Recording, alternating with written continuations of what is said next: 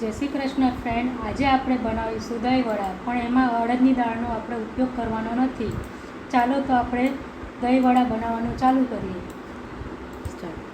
હવે આપણે એક વાસણ લેશું, એમાં 3 બાઉલ રવો લેશું, પછી એમાં અડધો વાટકો આપણે ચોખાનો લોટ લઈશું.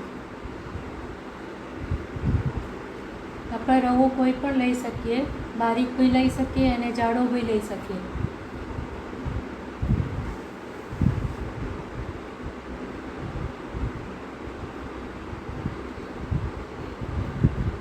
પછી આપણે એમાં છાશ નાખવાની છે, અડધી છાશ અને અડધું પાણી નાખશું આપણે એમાં.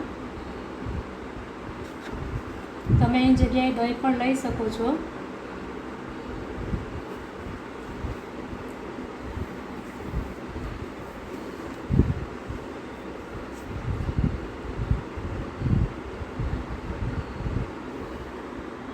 આપણે આમાં રવો પલળી જાય એટલું પાણી નાખવાનું છે, પાણી અને છાશ. તમારી પાસે દહીં હોય તો દહીં નાખો, તો પાણી વધારે નાખવાનું, અને છાશ હોય તો પાણી ઓછું નાખવાનું. હું તમને આમાં બતાવીશ કે કેટલું આમાં પાણી અને કેટલી એની કન્સિસ્ટન્સી રાખવી.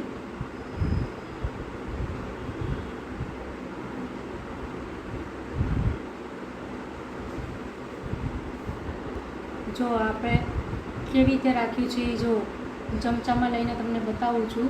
હવે એને ઢાંકીને આપણે અડધો કલાક એને રેસ્ટ આપશું. પછી આપણે મગની દાળ લીધી છે, આમાં આપણે અડદની દાળનો ઉપયોગ નથી કર્યો, એટલે એની જગ્યાએ આપણે મગની દાળ લીધી છે. જે મગની દાળને મેં અડધો કલાક પલાળીને રાખી હતી. હવે એને આપણે એક મિક્સી બાઉલમાં લેશું અને એને પીસી લેશું. એમાં આપણે આદું નાખશું અને એક મરચાંનો ટુકડો નાખશું. પછી આપણે જે રવો ને ચોખાનો લોટ જે પલાળેલો હતો એમાં જ જે પીસીને અડદની દાળ મગની દાળને આપણે નાખી દઈશું. પછી તેમાં આપણે મીઠું એડ કરશું અને ખાવાનો અડધો ચમચી જેટલી આપણે બેકિંગ સોડા નાખશું.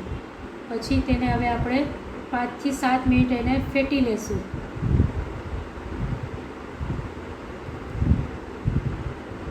હવે આપણું આ બેટર રેડી થઈ ગયું છે, એટલે આપણે એક અપ્પે પેનની તવી લેશું. એમાં આપણે તેલથી એને ગ્રીસ કરશું.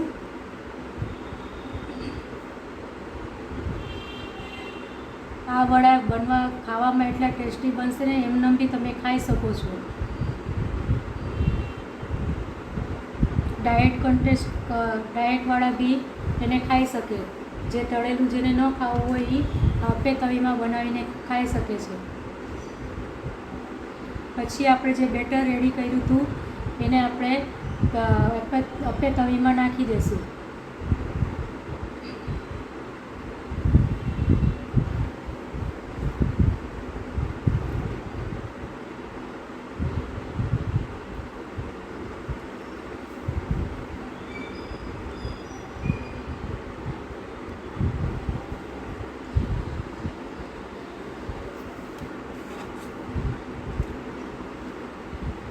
હવે આપણું આ બેટર આપણે બધા વાલામાં નાખી દીધું છે. હવે એને આપણે ઢાંકણથી ઢાંકી દઈશું.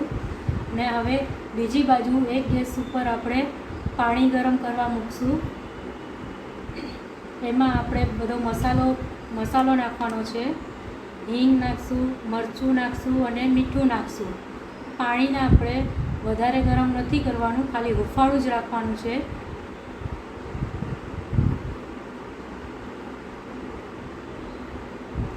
હવે આપણા એક બાજુ જે આપણે વડા મૂક્યા હતા એ હવે તૈયાર થઈ ગયા છે. એક સાઈડથી તેને પલટાવી નાખશું. બહુ વધારે એને લાલ નહીં થવા દેવાના. બધા પલટાવી નાખ્યા છે. હવે એને પાછું આપણે ઢાંકણથી ઢાંકી દઈશું. હવે આપણે જે ગરમ પાણી કરવા રાખ્યું હતું એ ગરમ થઈ ગયું છે, તો હવે એને બંધ કરી દઈશું. અને આપણા એક સાઈડ જે વડા બી રેડી થઈ ગયા છે, જે હવે આપણે પાણીમાં નાખી દઈશું. આ રીતે બધા વડા પાણીમાં નાખી દેવાના.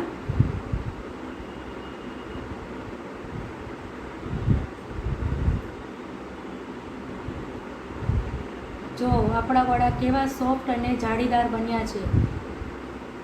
હવે આપણે એને સર્વિંગ પ્લેટમાં લીધા છે. હવે એની ઉપર આપણે દહીં નાખશું. દહીં અહીંયા મેં મીઠું નથી લીધું, મેં સાદું દહીં લીધું છે. તમારે મીઠું દહીં લેવું હોય તો તમે મીઠું દહીં બી લઈ શકો છો. દહીં નાખ્યા પછી એની પર આપણે મીઠી ચટણી નાખશું.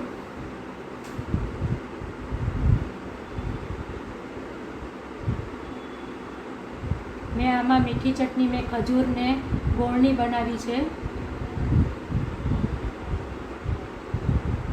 પછી એની પર આપણે કોથમીરની ચટણી બનાવશું.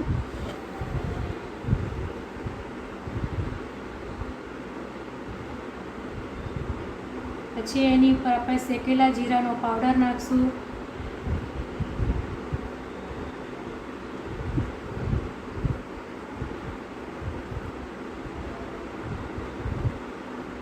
પછી લાલ મરચું નાખશું આપણે.